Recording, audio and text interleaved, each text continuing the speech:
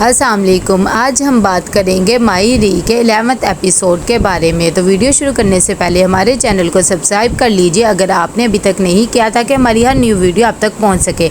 यहाँ पर साइका और फराज दोनों तेल वगैरह लगा रहे होते हैं कि इसी दौरान उनकी अम्मी आती हैं और कहती है कि साइका ज़रा पता करके तो बताओ अब ज़हीर की तबीयत कैसी है, मेरा बच्चा बेचारा परेशान बैठा हुआ है हॉस्पिटल। तभी फराज कहता है शादियों में तो इन्हें कुछ नहीं हुआ, जैसे ही शादी ख़त्म हो गई तो अभी इनको ये हो गया।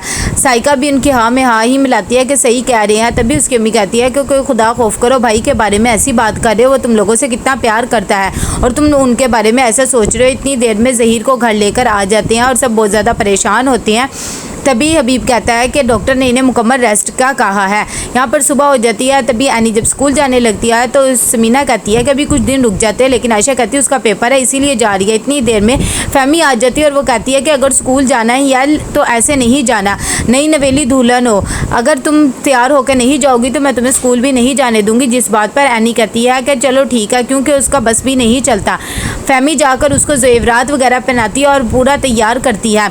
एनी को ये बात बहुत बुरी लग रही होती है। यहाँ पर फ़ाखिर भी जब कॉलेज पहुंचता है तो सब उसे चिढ़ा रहे होते हैं कि आमना भी वहाँ पर आ जाती है, उसे बहुत ज़्यादा गुस्सा आता है। जब एनी स्कूल जाती है तो सब लड़कियां उसे भी तंग कर रही होती है। वहाँ पर हमजा भी होता है, उसे बहुत ज़्यादा बुरा लग रहा होता है। जब एनी क्लासरूम में चली जाती है तो सब बच्चियाँ उसका मजाक उड़ाती हैं। उनकी टीचर भी मना करती है, लेकिन बच्चियाँ बिल्कुल भी बाज नहीं आती हैं। तो उसकी टीचर कहती है तुम सिर्फ अपने पेपर पर कॉन्सेंट्रेट करो, इन सब के बारे में ना सोचो। एनी को बहुत ज़्यादा दुख हो रहा था। फ़ाखिर जब घर आता है तो बहुत ज़्यादा गुस्से में होता है। उसकी अम्मी उसके लिए खाने के लिए पूछती हैं तो वो बैग उठा के मारता है और कहता है जो कुछ आपने करना था मेरे साथ कर दिया, आप मुझे बस अकेला छोड़ दें, एक मुसीबत मेरे सर पे बांध दी है। जिस बात पर उसकी अम्मी को बहुत ज़्यादा दुख होता है। यहाँ पर राहिला जब आ रही होती है सौदा लेकर तो वही पुलिस वाला उसके पीछे आता है और उसे कहता है कि आप कहाँ अकेली जाएंगे, चलो आए मैं आपको छोड़ देता हूँ। एनी भी घर आती है तो बहुत ज़्यादा दुखी होती है और घर आते ही वो रोने लग जाती है। आयशा उसके पास आती है और कहती है आप रो क्यों रही हो। तब एनी कहती है कि ऐसे स्कूल में कौन जाता है। तो आयशा उससे समझाती है कि कोई बात नहीं,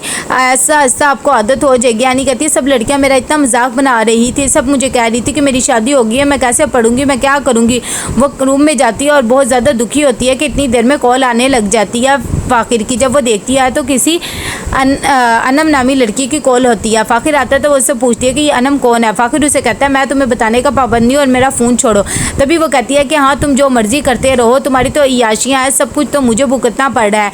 तब फ़ाखिर उसे कहता है कि कुछ भी इयाशी नहीं है, मैं भी उसी सिचुएशन से गुजर रहा हूँ जिस सिचुएशन से तुम गुजरी हो और मेरे से ज़्यादा सवाल जवाब ना करो। लेकिन वो कहती है कि अगर तुमने मुझे ना बताया तो मैं बड़ी अम्मा को बुला लूँगी। तब वो कहता है कि मुझे बिल्कुल भी परेशान ना करो। उसे कमरे से निकाल देती है और खुद सर पकड़ के बैठ जाती है। फ़ाखिर का भी मूड बहुत ज़्यादा ऑफ हो जाता है। जब वो नीचे आती है तो उसकी अम्मी पूछती हैं तो वो कहता है कि जाके अपनी लाडली से ही पूछ लें उसने क्या किया है। वो फिर बेचारी परेशान हो जाती है कि पता नहीं दोनों क्यों लड़ बैठे हैं। इतनी देर में वो एनी के कमरे में जाती है तो एनी भी रो रही होती है। उससे जाकर वजह पूछती तो कहती है कि ये देखो बड़ी अम्मी मुझे कैसे तैयार करके स्कूल में भेज दिया था, लड़कियाँ मेरा इतना मजाक बना रही थी, सब मुझे चढ़ा रही थी, फहमी फूफो को क्या ज़रूरत थी। तब वो कह देती हैं चलो कोई बात नहीं, उन्होंने ऐसे कर दिया था, तुम स्कूल जाती है तो सारी चीज़ें उठा के बैग में डाल देती, वहाँ पर कौन सा वो थी, आइंदा ऐसे ही करना। और उसे समझाती और प्यार से करती हैं। यहाँ पर फ़ाखिर जब घर से बाहर आता है तो उसके दोस्त फिर उसे चढ़ाने लग जाते हैं और वो बहुत ज़्यादा गुस्से में आ जाता है। अहमद कहता है चलो हम तुम्हें ट्रीट देते हैं तुम्हारी शादी की खुशी में, लेकिन फ़ाखिर मना कर देता है, कहता है तुम लोगों ने वहाँ जाके भी मेरा मजाक ही उड़ाना है। लेकिन वो कह देता है ऐसा कुछ भी नहीं है, आज हम खाना खाने चलते हैं। फ़ाखिर उसकी बात मान देता है। यहाँ पर घर में भी सब खाना खाने बैठते हैं। तभी उसकी दादा पूछती हैं कि फ़ाखिर कहाँ है। तो एनी कह देती है कि वो बाहर गया हुआ है। जिस पर उसकी दादी उसे कहती है कि ऐसे बात नहीं करते, वो तुम्हारा शोहर है और उसके आने से पहले तुम खाना क्यों खा रही हो। तो एनी मुँह देखने लग जाती है क्योंकि उसे बहुत ज़्यादा भूख लगी होती है। समीना भी कहती है कि कोई बात नहीं, अब वो नहीं है तो ये खाना खा ले। लेकिन फहमी भी कहने लग जाती है हम भी अपने शोहरों के साथ ही खाते हैं और आप लोग भी तो ऐसे ही करते हैं,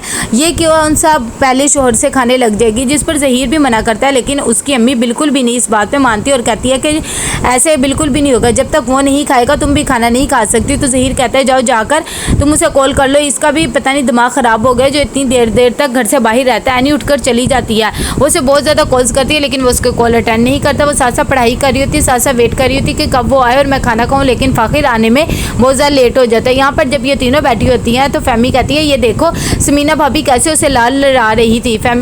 आगे से साइका कह देती है अम्मा ने उनकी तबीयत दुरुस्त कर दी, अब ऐसा नहीं करेंगी। यहाँ पर वो उसका इंतजार करती करती एनी सो जाती है। जब फ़ाकिर रात को घर आता है तो देखता है कि वो बिस्तर पर सोई होती है। उसे उठाने की बहुत ज़्यादा कोशिश करता है लेकिन वो उठती नहीं है, तो वो खुद ही बाहर आके सो जाता है। सुबह जब वो सोया होता है इतनी देर में फहमी आ जाती है और कहती है कि तुम बाहर क्यों सोए हुए हो। तो वो कह देता है कि अंदर वो चुड़ैल जो सो रही है। ऐसी बात हो रही होती है कि इतनी देर में एनी आती है और कहती है बड़ी अम्मी मुझे खाना दे दे, रात से मैं भूखी हूँ, मैंने कुछ भी नहीं खाया और मैंने स्कूल भी जाना है और इसको उठाने की कहने की मुझे कोई ज़रूरत नहीं, खाम मुझे बातें सुनाएगा। तभी फहमी कह देती है कि ऐसे नहीं कहते हैं। आयशा भी कहती है कि हाँ ऐसी बात नहीं है। समीना कहती है चलो मैं तुम्हारे लिए नाश्ता लगाती हूँ, तुम फिक्र ना करो। और साथ ही वो फ़ाकिर को भी उठाती है और कहती है जल्दी से रेडी हो जाओ। जब एनी स्कूल पहुंचती है तो दोस्तें फिर उसका मजाक उड़ा रही होती हैं और उसे कहती है प्रिंसिपल ने बुलाया। जब वो प्रिंसिपल के पास जाती है तो प्रिंसिपल कहती है कि ये सब चीज़ें स्कूल में अलाउ नहीं होती। तो एनी उन्हें रोके कहती है मैं क्या करूँ, मेरे घर वालों ने ये सब कुछ मुझे पहना के भेजा, अगर मैं ये नहीं पहनूंगी तो मुझे स्कूल नहीं आने देंगे और एग्ज़ाम भी नहीं देंगे। तभी उनकी प्रिंसिपल उसे कहती है कि ये नोट मैं तुम्हारे घर वालों के लिए दे रही हूँ कि मैं तुम्हें स्कूल से निकाल रही हूँ, सिर्फ उनके लिए, तुम इसे सीरियस ना लेना। यहाँ पर हबीब आता है और ज़हीर को कहता है कि पेमेंट वाले अपनी पेमेंट मांग रहे हैं। तभी वो कहता है मैं कहाँ से दूँ, मेरे पास पैसे नहीं है। हबीब कहता है ऐसे तो काम नहीं चलेगा। तब ज़हीर उसे कहता है कि साइका भी अपना हिस्सा मांग रही, इतनी बड़ी रकम मैं उसे भी कैसे दूँ, अब शादी पे भी इतना खर्चा हो गया, मुझे समझ नहीं आ रहा मैं क्या करूँ। तो हबीब कहता है कि चलो कोई बात नहीं मैं कुछ करता हूँ। तो कैसा लगा आपको ये एपिसोड, लाइक कमेंट शेयर करके लाजमी बताइएगा। अल्लाह हाफिज़।